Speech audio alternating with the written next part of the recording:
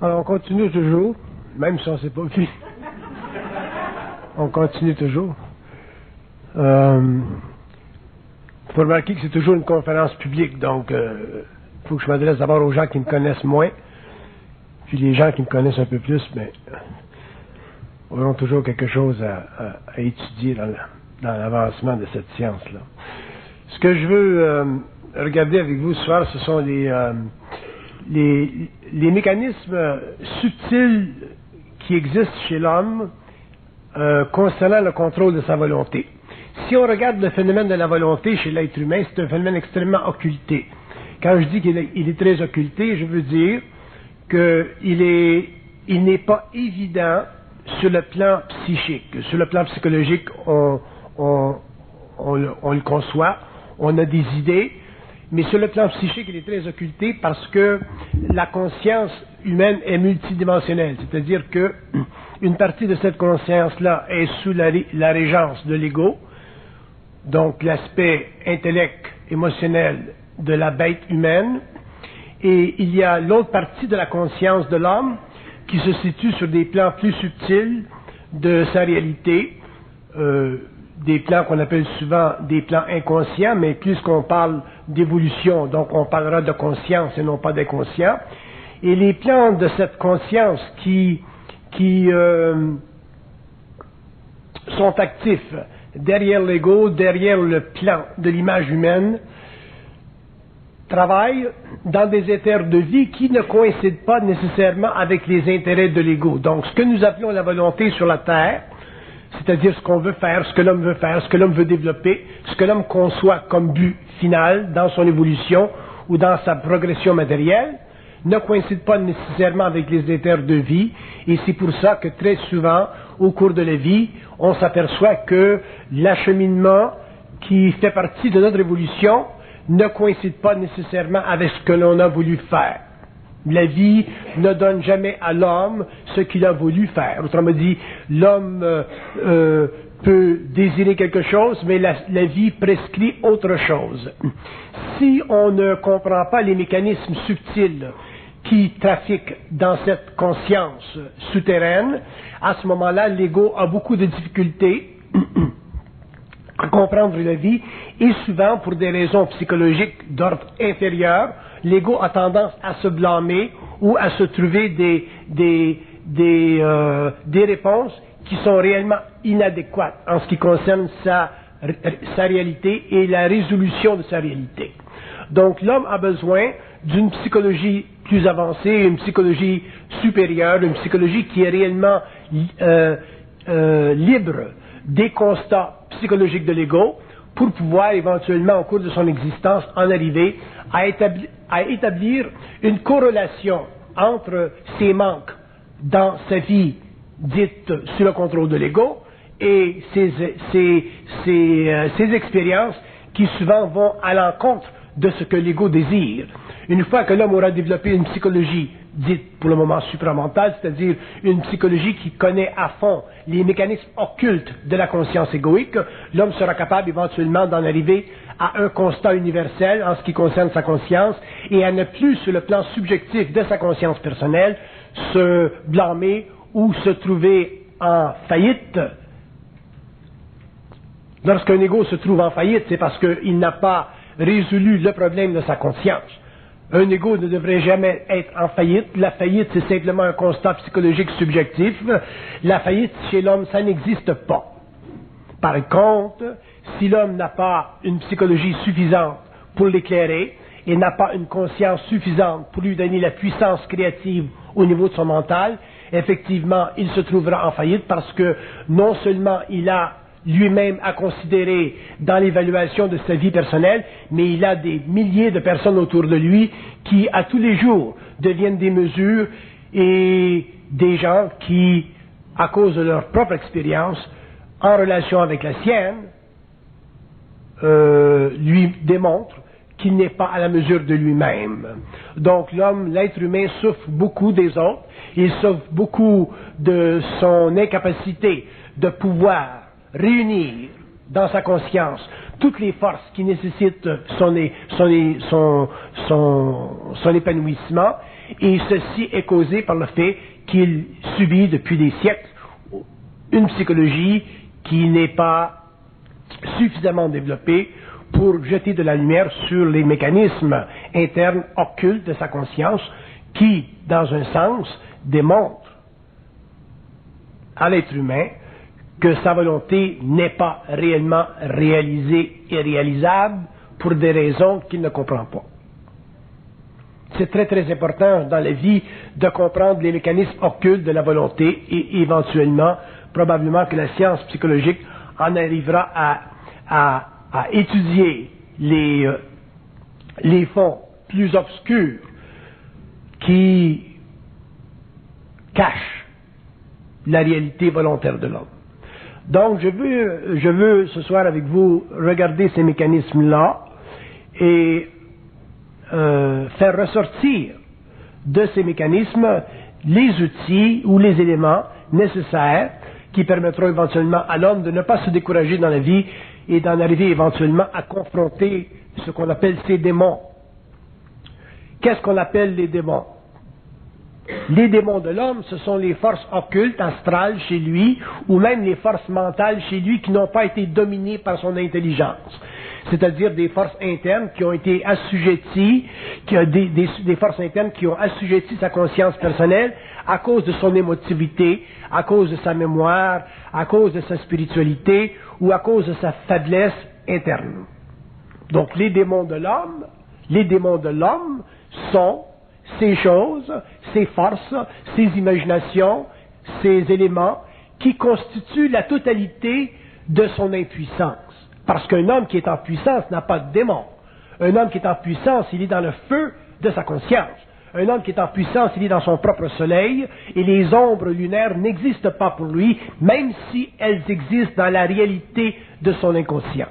Pourquoi? Parce qu'un homme qui est en conscience est en vibration supérieure, c'est-à-dire qu'il a la capacité sur le plan mental, non pas de comprendre parfaitement les forces qui sont en lui, mais il a la capacité sur le plan mental de les stopper quand elles vont à l'encontre de sa volonté. Et ça fait partie de la conscience humaine, ça fait partie du droit de l'homme à la vie, ça fait partie des forces de vie d'en arriver à ce constat, à cette capacité chez l'homme de pouvoir ultimement intervenir lorsque sa volonté est fragmentée, lorsque sa volonté n'a plus la puissance qu'elle aurait dû avoir ou qu'elle doit avoir, parce que, pour toutes sortes de raisons, il a vécu une sorte de programmation qui a infirmé son pouvoir. L'élément de la volonté, le phénomène de la volonté est essentiel chez l'homme et l'homme doit en arriver à pouvoir causer avec lui-même sur le plan mental d'une façon efficace. C'est-à-dire, il doit en arriver à être capable d'interroger les forces obscures, ces démons, ou les forces qui ne veulent pas lui donner cette volonté pour toutes sortes de raisons. L'homme doit être capable de travailler avec ses forces internes de manière à pouvoir éventuellement nettoyer, clairer ce qui fait obstacle à sa conscience pour pouvoir, dans un temps suffisamment rapide, sur cette planète, sur ce plan matériel, vivre une vie qui est à la mesure de sa conscience et qui représente réellement la noblesse de son ego. Sinon, l'homme vit une vie totalement subalterne, subjective, secondaire. Il est assujetti à des forces extérieures très puissantes, surtout dans les temps où nous vivons, et il n'est plus capable à un certain point d'absorber les chocs de la vie, parce que ces chocs ont déjà démontré qu'il est en puissance inférieure.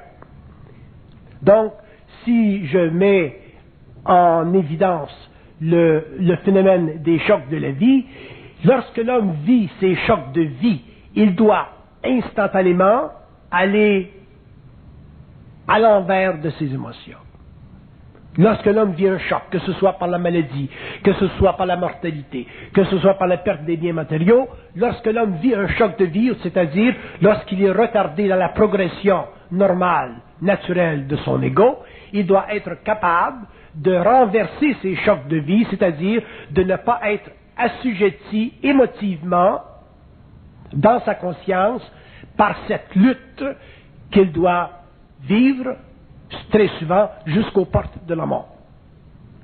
Donc les chocs de vie que tous les hommes vivent, que tous les hommes reconnaissent au cours de leurs expériences, doivent être reconnus non pas comme des vallées de larmes, mais comme des montagnes qui doivent être gravies, affrontées et éventuellement maîtrisées. Si l'homme n'a pas la capacité mentale de maîtriser ses chocs de vie, à partir de ce début dans l'évolution psychologique de son ego, il est en perte de puissance. Et si ces chocs de vie s'accumulent pendant un certain nombre d'années, s'ils deviennent plus grands, plus graves, éventuellement l'homme perdra sa puissance naturelle, il perdra l'accès à des forces de réserve très grandes en lui, et il ne pourra pas parachever son existence et en arriver finalement à rencontrer ses démons, c'est-à-dire à maîtriser les forces en lui pour sa plus grande évolution et pour sa plus grande manifestation sur le plan matériel. Donc les chocs de vie, quelle que soit leur teneur, quelle que soit leur nature, quelle que soit leur apparence, quelle que soit leur dictée, quelle que soit leur inévitabilité, les chocs de vie demeurent toujours pour un homme en conscience une illusion. Un homme qui ne comprend pas ceci, à ce moment-là, est obligé de vivre en relation avec une programmation qui éventuellement l'atterrera, ira le chercher dans ses émotions, ira le chercher dans sa mentalité et éventuellement flétrira sa conscience matérielle pour l'amener ultimement au port de la mort sans avoir réussi pendant cette vie à conquérir ses forces, ses démons, autrement dit, ses obstacles internes, qui sont là pour son agrandissement et non pas sa faiblesse. La vie sur la terre n'a jamais été et ne sera jamais à la mesure de l'homme, puisque l'homme s'incarne pour y goûter. L'âme s'incarne pour travailler. L'esprit est présent chez l'homme pour que l'ego éventuellement en arrive à être en communication télépathique avec lui, afin de donner à l'homme le pouvoir d'ascendance sur les forces de l'âme, sur les forces astrales, pour que l'homme éventuellement reprenne contact avec la vie, c'est-à-dire reprenne le chemin qui a été perdu à sa vision, et ce chemin, c'est ce qu'il n'a pas pu faire, parce qu'on lui a enlevé le pouvoir de le faire. Mais il faut remarquer que l'enlèvement du pouvoir de faire fait partie de l'évolution, fait partie de la programmation humaine, fait partie des lois d'incarnation de l'âme, mais ça ne fait pas partie du domaine de l'esprit. Dans le domaine de l'esprit, là où il y a esprit chez l'homme, le pouvoir de faire demeure. Par contre, il est extrêmement astralisé, c'est-à-dire qu'un homme a beaucoup de difficultés de voir la différence entre les forces de l'âme qui travaillent et les forces de l'esprit qui veulent transmuter ces forces lunaires. L'homme a beaucoup de difficultés de voir ou avoir la relation entre son esprit et son ego. C'est pour ça que le phénomène de la pensée sur la Terre, sur cette planète, est extrêmement inconclusif et que l'homme a très peu d'idées de ce que représente pour lui le phénomène de la pensée. Le phénomène de la pensée est extrêmement occulte, il est très très exclu de la réalité fondamentale humaine et il est extrêmement lié à ces 1000 facettes d'inconscience qu'on appelle l'ego programmé. C'est pour ça que l'homme devra, pendant toute sa vie, étudier le phénomène de la pensée, comprendre le phénomène de sa volonté et voir qu'entre la volonté et la pensée, il y a constamment une lutte et que cette lutte fait partie de l'illusion de l'ego, de l'illusion du moi et de l'incapacité de l'ego planétaire qui a été, pendant des siècles, diminué dans sa conscience, d'en arriver à un constat universel, c'est-à-dire d'en arriver à réaliser qu'il a sur la vie ultimement le contrôle.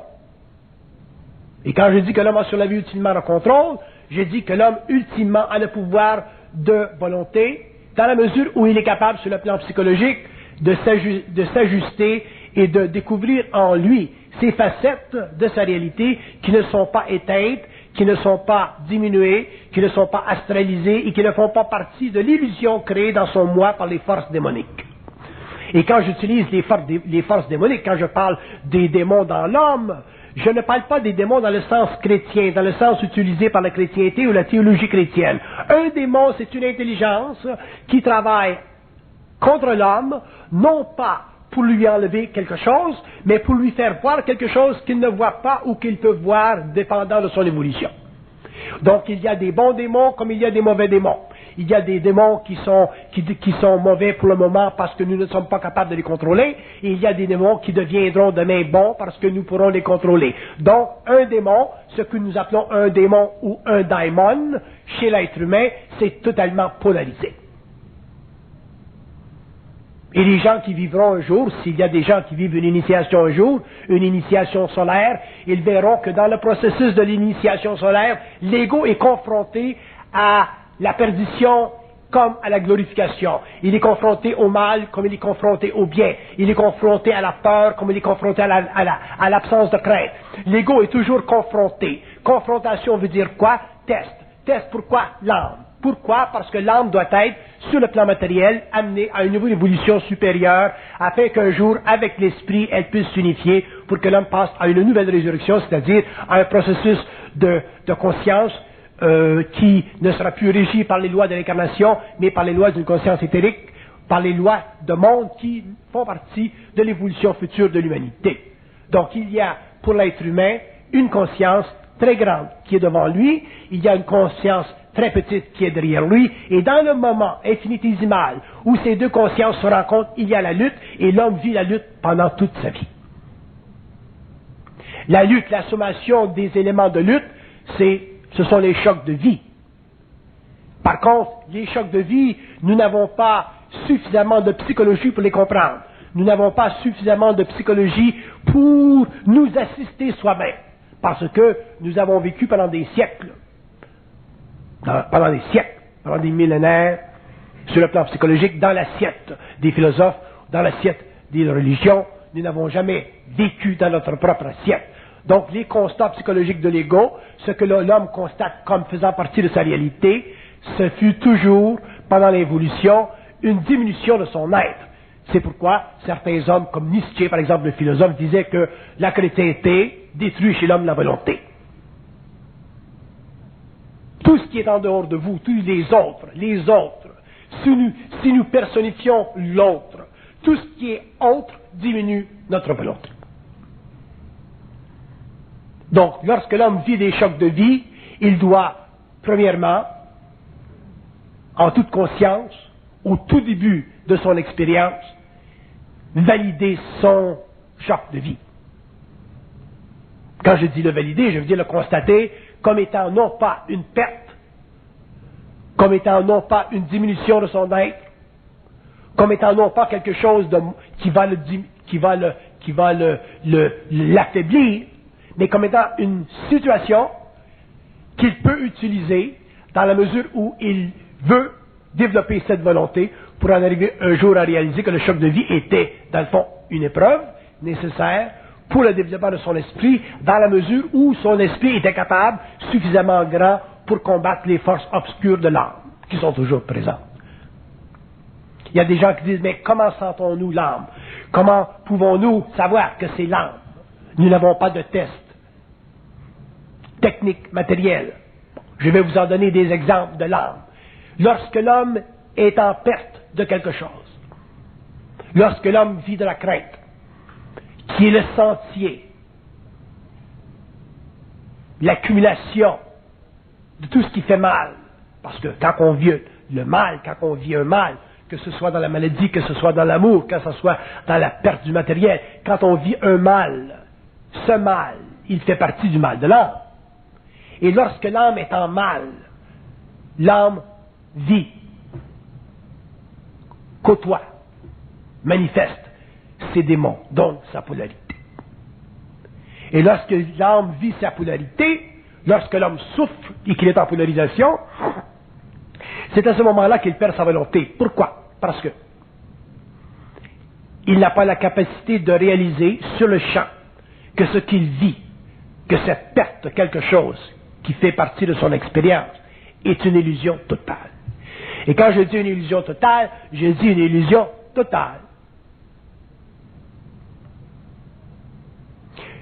Mais la réalisation de la totalité de l'illusion, elle est proportionnelle à votre capacité en tant qu'être de ne pas perdre les pédales lorsque vous vivez le mal, lorsque vous êtes dans le mal, lorsque vous êtes dans la souffrance.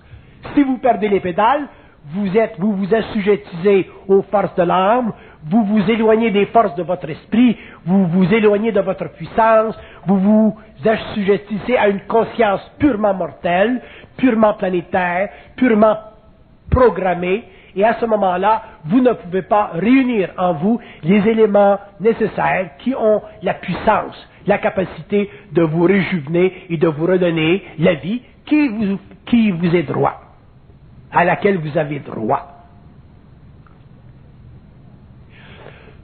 L'homme ne réalise pas sur le plan matériel que les maîtres n'existent pas. Il n'y a pas de maître dans la vie. Il n'y a pas de maître sur la terre. Il n'y a pas de maître dans les éthers. S'il y a sur la terre des maîtres, vous êtes en perte de puissance. S'il y a dans les éthers des maîtres, vous êtes en perte de puissance. Le concept ou l'idée que se fait l'homme de l'évolution à cause de son ancienneté et sa relation avec les églises et les puissances spirituelles, l'idée que l'homme se fait qu'il y a des maîtres, qu'il doit y avoir des maîtres au-dessus de lui, soit dans la matérialité ou soit dans les éthers de vie, ne comprend rien à la vie.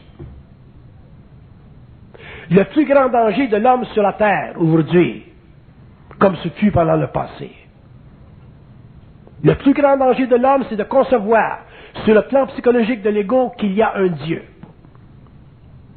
qui mène tout, qui dirige tout, qui s'occupe de tout.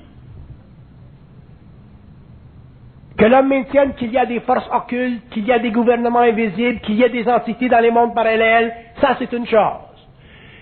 Mais que l'homme établisse qu'il y a un Dieu, qu'il est assujetti à une sorte de paternalisme universel infini, qui veille à tout, c'est une illusion tellement vaste que tant que l'humanité s'assujettira à cette révolution, les religions existeront sur la terre, et tant qu'il y aura des religions sur la terre, l'homme ne sera pas en puissance.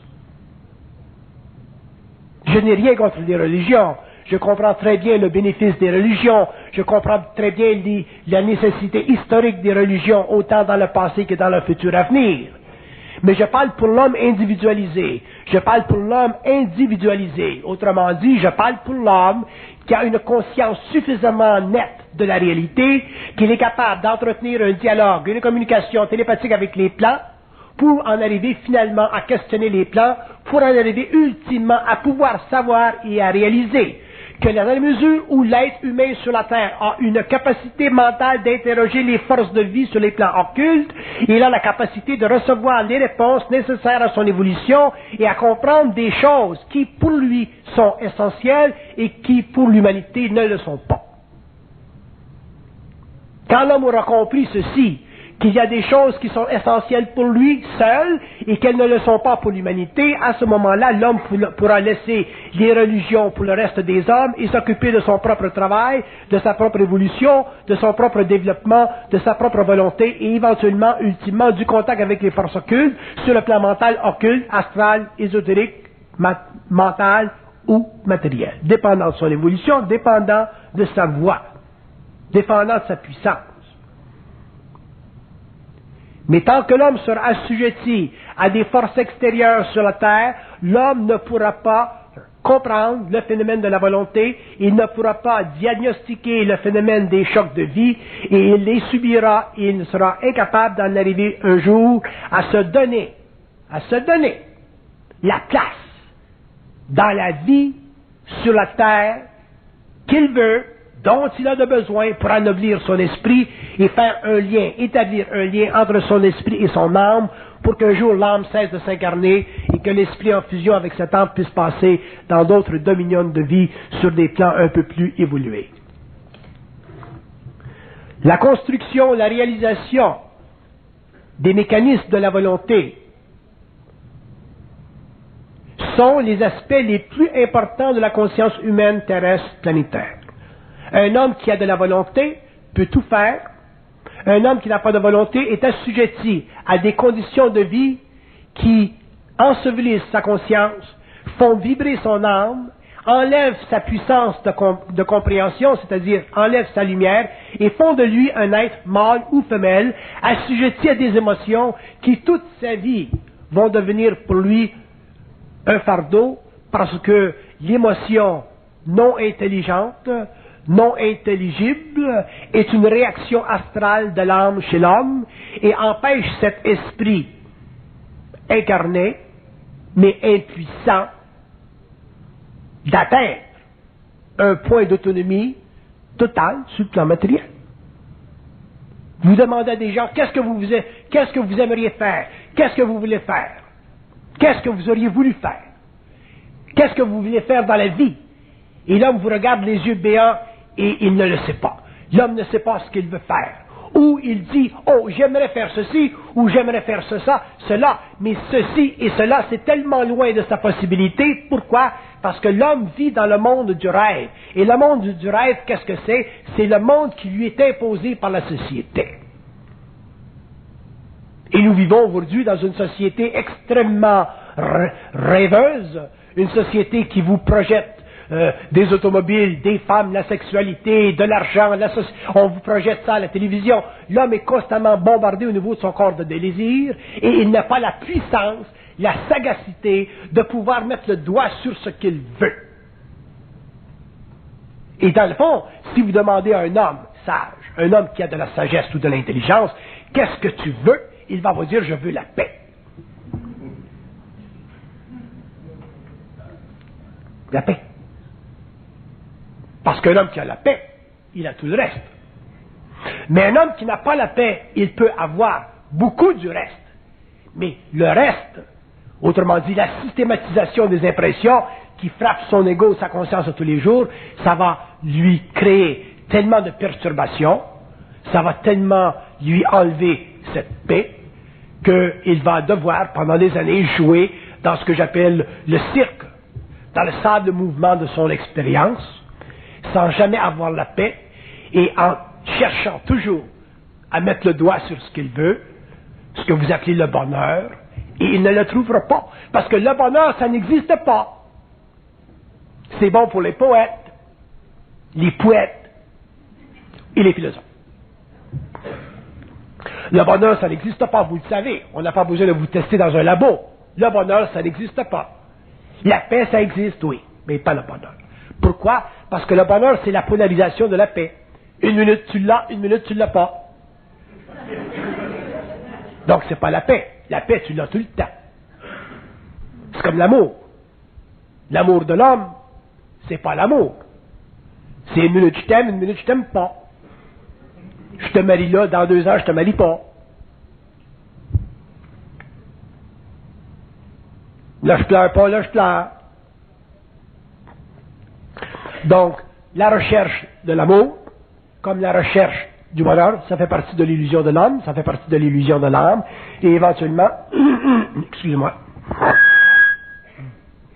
éventuellement, l'homme devra s'habituer à penser autrement, c'est-à-dire à regarder sa vie en fonction de la paix, et de cette paix, il pourra expérimenter ce que nous appelons l'amour, expérimenter ce que nous appelons le bonheur, mais il y aura transmutation dans ces deux expériences.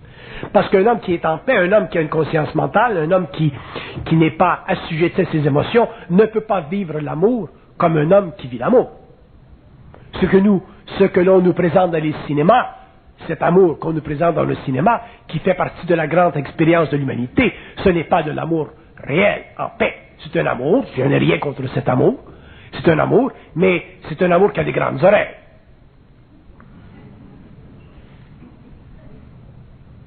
Il n'y a pas de paix dans cet amour.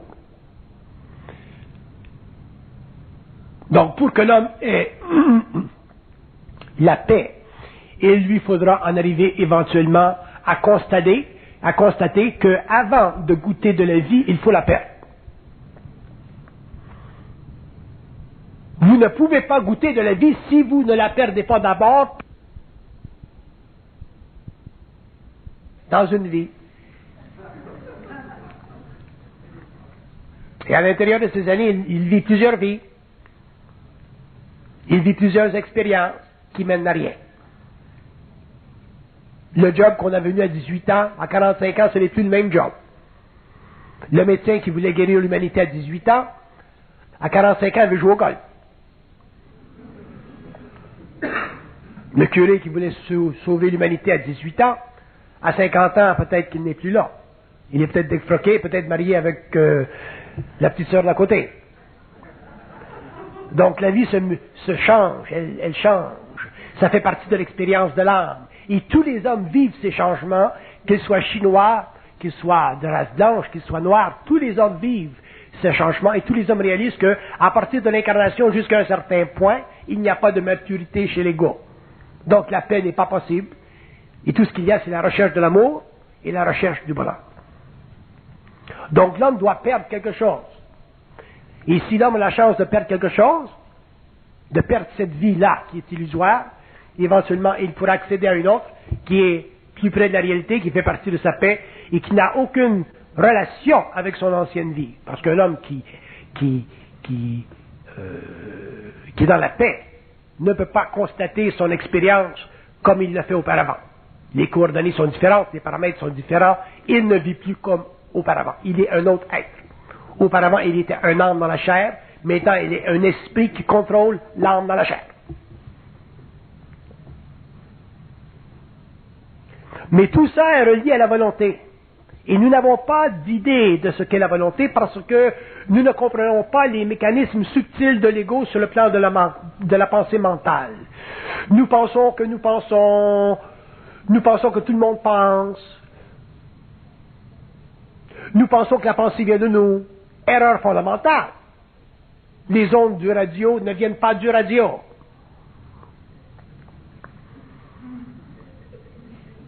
Donc, nous pensons que les pensées viennent de nous. Descartes ne nous a pas aidés. Et à partir du moment où nous n'avons pas une psychologie qui transcende la fabrication intellectuelle de l'ego pour amener l'homme finalement à un constat des architectures du mental, nous ne pouvons pas concevoir ce qu'est l'homme sur le plan psychique de son être, c'est-à-dire ce qu'est l'homme en esprit. Nous ne vivons que ce qu'est l'homme en conscience inférieure, en manifestation astrale, donc que ce qu'il est en tant qu'âme incarnée. Mais l'homme est beaucoup plus qu'une âme incarnée. L'âme est beaucoup plus qu'une âme incarnée. L'homme, c'est une puissance. L'homme, c'est une lumière. L'homme, c'est une relation avec des plans qu'il ne connaît pas, qu'il devra connaître. L'homme, c'est un feu. L'homme, c'est une réalité qui est plus grande que ce qu'il conçoit de lui-même comme étant puissance personnelle. L'homme, c'est une chose qui peut faire des choses dont il n'a même pas l'imagination subjective à concevoir. Autrement dit, l'homme, ultimement, c'est une composition d'esprit, d'âme et de matérialité qui doit ne pas connaître la crainte. Un homme qui ne connaît pas la crainte contrôle ses démons. Un homme qui contrôle ses démons, il est en puissance. Et un homme qui est en puissance dicte à ses démons. Et il dicte ce qu'il veut, ce qu'il a de besoin dans le temps de ses démons. Et j'accorde seulement une chose aux démons, c'est le temps. Ils ont le contrôle sur le temps. Pour toutes sortes de bonnes raisons. Ils ont le contrôle sur le temps, premièrement, parce que l'ego, pour travailler avec les forces internes, doit avoir beaucoup de maturité. Et avoir beaucoup de maturité, ça veut dire ne pas astraliser son énergie. Et les forces internes, les daimons de l'homme, savent, comprennent que l'homme astralise son énergie très facilement. Vous lui donnez un pouce, il prendra un pied. Pourquoi? Parce que l'homme n'a pas de conscience. Il a des désirs, mais il n'a pas de conscience.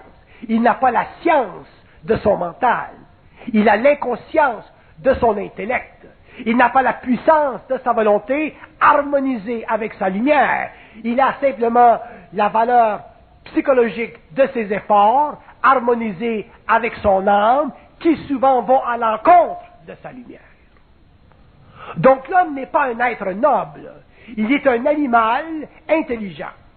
Il n'a pas atteint le point dans son existence où il est noble parce qu'il ne connaît pas le secret de son esprit. Il ne fait que vibrer les pulsions subjectives, animalisées, astralisées de son âme. Donc, il est en dehors de sa puissance, mais il fait des efforts pour se donner l'impression d'être en puissance.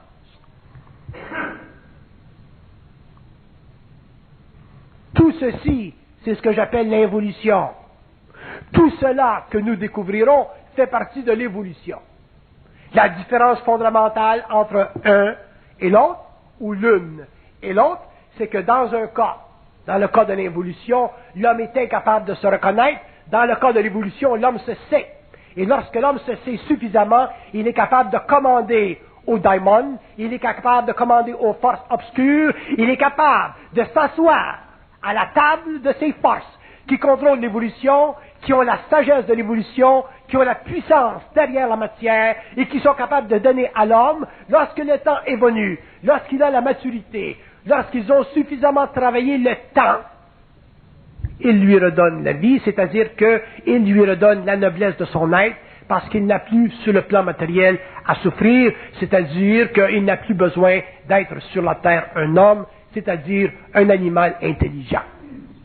Et lorsque l'homme sur la terre n'a plus besoin d'être un homme, qu'il devient un sur-être, qu'il devient un être capable de commander à ses plans obscurs, à ce moment-là, sa vie se termine lentement dans un calme, il connaît une paix qui devient de plus en plus puissante, et un jour, lorsque le temps vient, il se retire à volonté de son corps matériel, de son enveloppe, et retourne son dos sur les plans astraux de la mort pour aller inévitablement vers les corridors un peu plus illuminés d'une conscience éthérique où vivent les êtres qui ont depuis très longtemps compris que la mort n'existe pas. Mais pour que ceci se manifeste dans la conscience de l'homme, il faudra qu'il perde la crainte. Et la crainte, elle est extrêmement présente chez lui. Elle fait partie de la conscience de ses cellules, parce que l'homme est fondamentalement un être animalisé. Un être animalisé, c'est un être qui n'a pas tout compris. Un être qui a tout compris n'est plus un être animalisé, parce qu'il a réalisé finalement que la crainte, qui est incrustée dans sa conscience, qui fait partie de la mémoire de sa race, qui fait partie de tous les mouvements subtils, polarisés de la pensée, est fondamentalement une illusion. Et qu'est-ce qu'une illusion? Et je la décris dans un contexte qui n'est pas spirituel, qui n'est pas oriental, parce que je n'aime pas les idées orientales. Elles ne sont pas suffisantes pour l'homme moderne. Une illusion, c'est une incapacité psychologique de l'ego de découvrir, dans la manipulation de ses pensées, que des intelligences travaillent à toujours lui créer l'impression qu'il est en manque de puissance. C'est ça, l'illusion.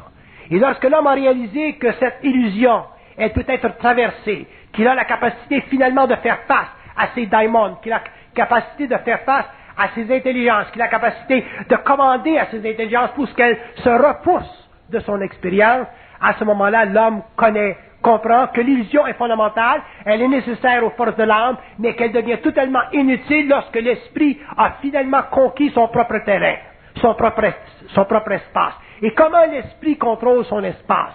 Il le contrôle en pouvant ne plus vivre la crainte.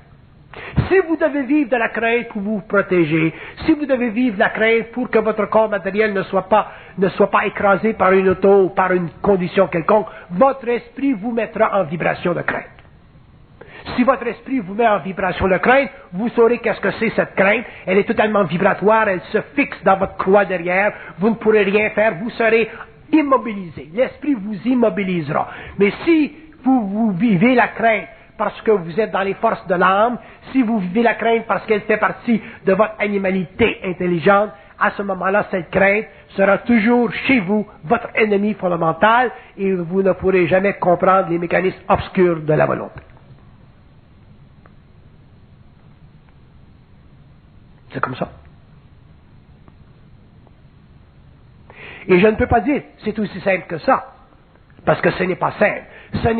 C'est simple dans sa réalité, mais ce n'est pas simple dans sa manifestation, parce que l'homme est testé sur le plan matériel, l'homme vit une programmation abominable sur le plan matériel, et avant qu'il puisse en arriver finalement à réellement aller à l'encontre de ces forces qui constituent chez lui le grand paradoxe. À ce moment-là, il y a beaucoup de temps ou de moments dans la vie où la crainte cherchera à le pénétrer. Et il apprendra graduellement à ne pas se laisser pénétrer. Et lorsque l'homme ne sera plus pénétré par la crainte, il sera déjà sur le point de conquérir son inconscience. Il sera sur le point d'accéder à ce que j'appelle la volonté. Et c'est là que l'homme découvrira que, effectivement, le libre arbitre que nous avons sur la terre fait partie de l'évolution et que l'homme n'est pas encore un être libre.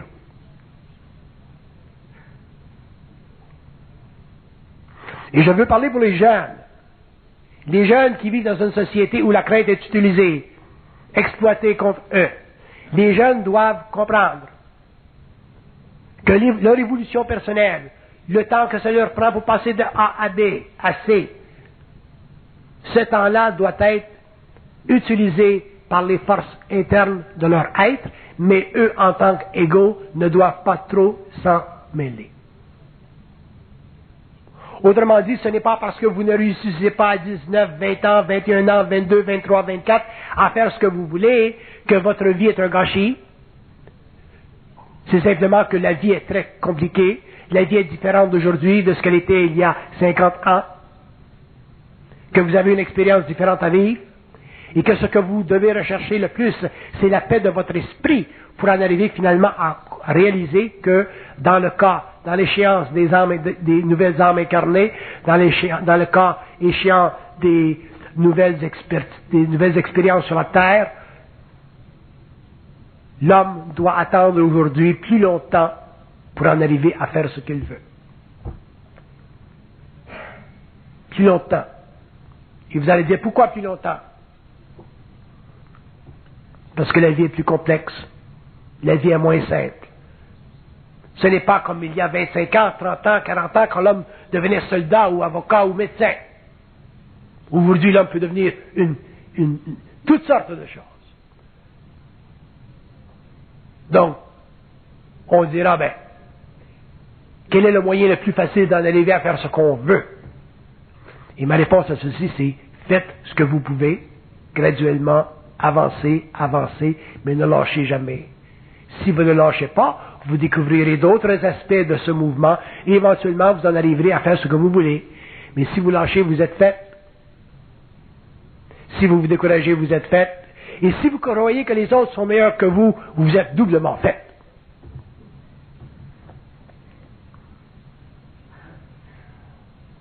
N'oubliez pas une chose, qu'il y a une très grande différence entre ce que l'homme veut et ce que la société peut lui octroyer. Je connais des gens qui sont médecins, qui ne font plus la même médecine aujourd'hui qu'ils auraient fait il y a 40 ans.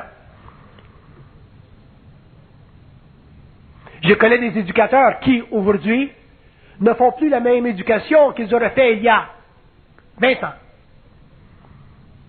Je sais que les corps de métier ont été bafoués. Tous les corps de métier. Pourquoi? Parce que la vie aujourd'hui est astralisée. Pourquoi? Parce qu'aujourd'hui, le bottom line, c'est la finance, c'est l'argent. Et lorsque les corps de métier sont assujettis au pouvoir de la finance, lorsqu'ils sont assujettis à la gestion de la finance, ces corps de métier changent.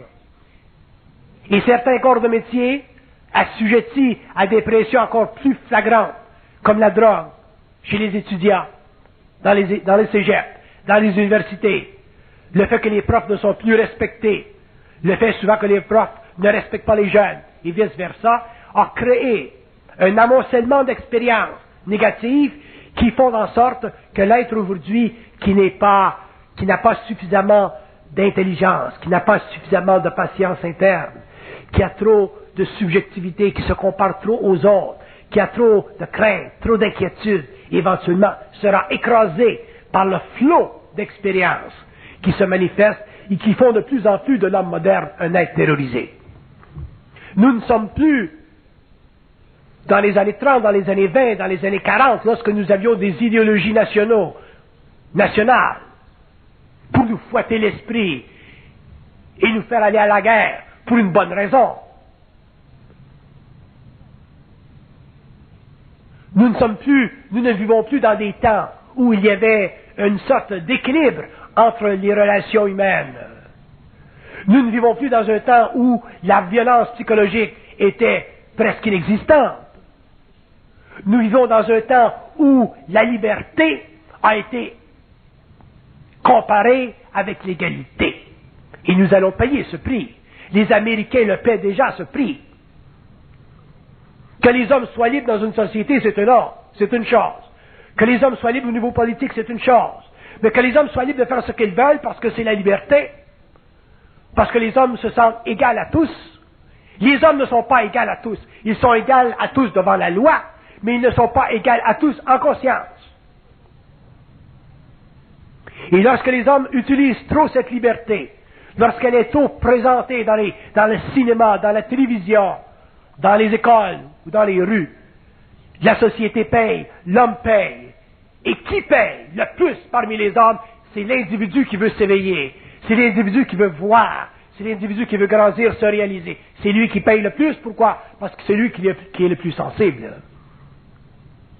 Et quand on est sensible, on a besoin de s'insensibiliser. Non pas dans un sens négatif, mais dans le sens de se protéger la peau, de se mettre des chandails par-dessus des chandails, par-dessus des chandails, pour protéger cette lumière qui est à l'intérieur et qui risque de s'étouffer si nous venons trop en contact avec cette merde qui est dans le monde et qui devient de plus en plus une vague mondiale.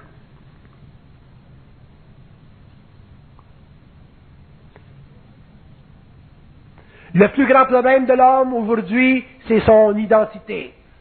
Il y a des hommes qui s'identifient, qui se donnent de l'identité dans la sexualité, il y a des hommes qui se donnent de l'identité dans la violence, il y a des hommes qui se donnent de l'identité dans telle chose, il y a des hommes qui se donnent de l'identité dans telle chose. On cherche tous notre propre niche.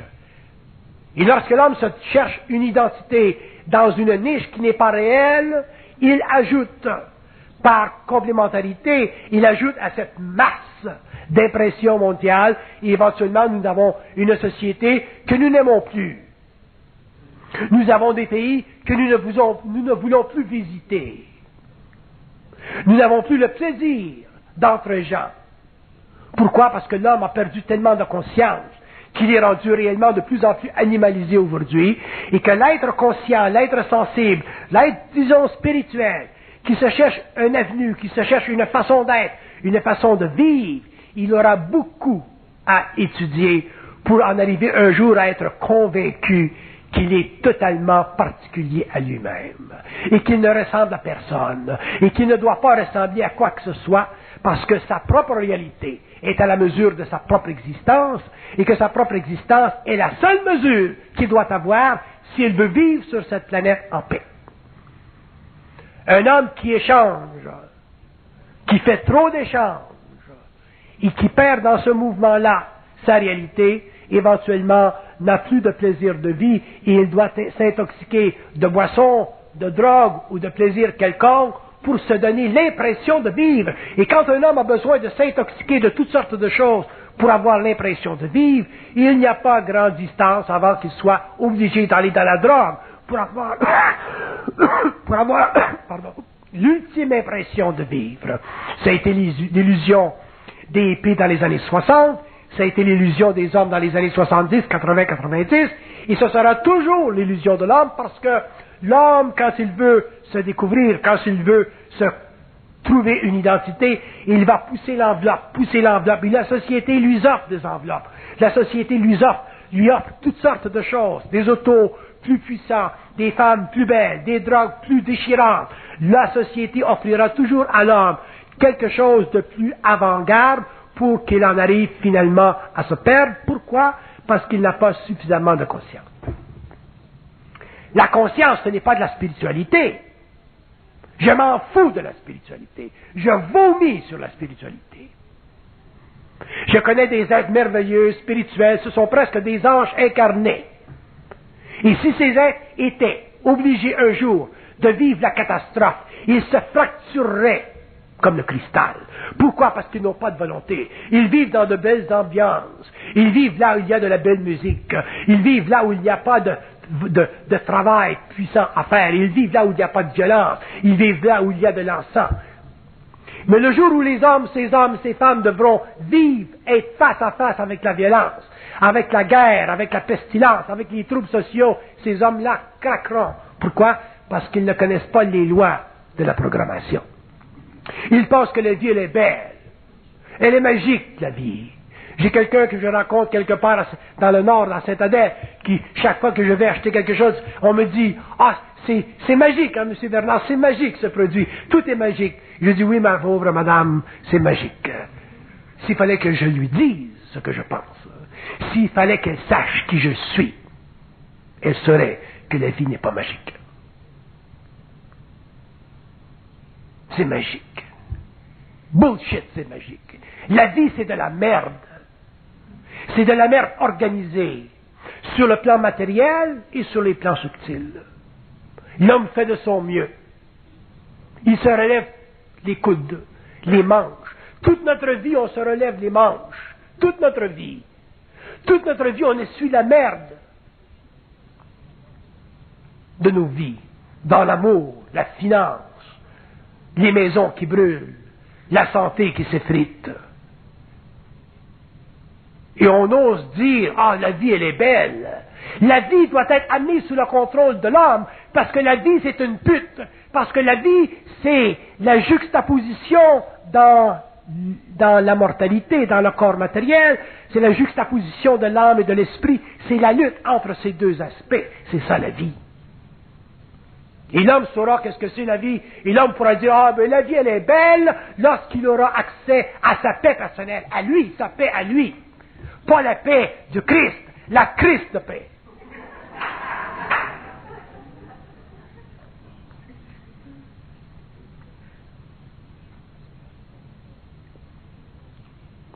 Et nous vivons dans des temps qui deviendront toujours de plus en plus difficiles parce que les temps sont plus complexes. Les unités humaines sont en plus grand nombre. On aura tout à l'heure de la difficulté à bouffer. On aura tout à l'heure de la difficulté à se loger. Pas tout de suite au Québec, parce qu'on est chanceux. Mais aller aux Indes, aller en Chine, aller en Europe, aller dans ces pays qui reçoivent des gens qu'ils ne devraient pas recevoir. Aller dans ces pays où on ouvre la porte de l'immigration parce que ça fait partie de la nouvelle politique. Qu'on fasse venir des gens dans nos pays parce qu'ils apportent à nos pays, bien. Mais qu'on fasse venir n'importe quel crétin dans nos pays, c'est une autre paire de manches. Que les gouvernements s'occupent de leurs crétins. On n'est plus dans le temps de la colonisation où les Anglais envoyaient dans les colonies des gens pour bâtir les colonies. Dans ce temps-là, il n'y avait personne, il y avait simplement des érables. Et au cours des générations, ils se sont ajustés. Ils ont développé des lois. Ils sont devenus bons citoyens. Mais aujourd'hui, que nos gouvernements acceptent n'importe qui, n'importe quoi, n'importe quand, sous le prétexte de la liberté, sous le prétexte de l'émancipation internationale, on paiera le prix. Des gens qui viennent d'autres pays malades avec le sida ou d'autres maladies et qui viennent dans nos pays sans aucun contrôle. Nous le paierons dans la maladie. Nous le paierons dans les infections.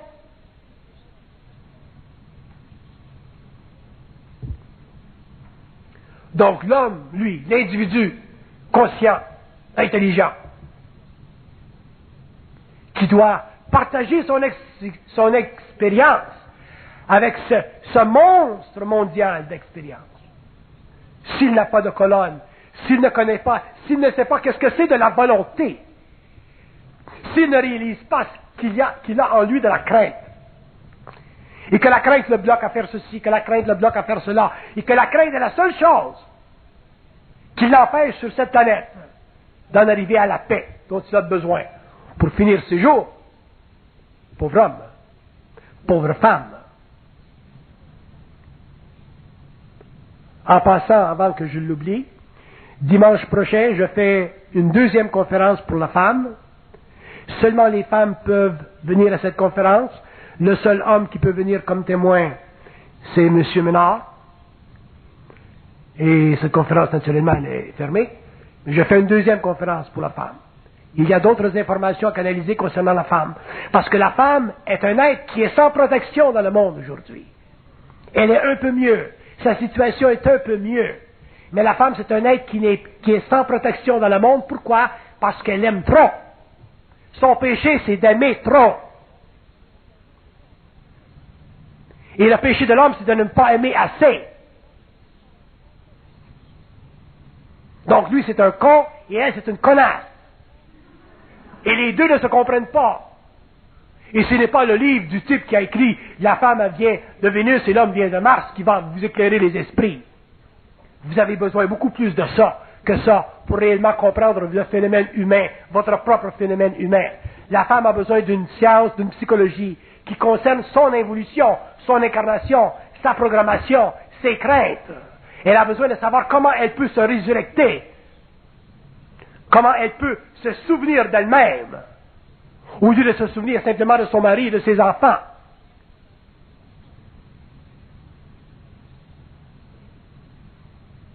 C'est la femme qui est la plus dans le monde aujourd'hui affectée par l'évolution.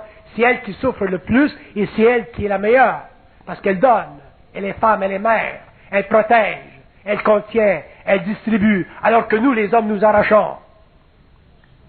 Je donnerai un jour aux hommes une conférence aussi. Ce sera probablement ma dernière, mais vous l'aurez dans le front.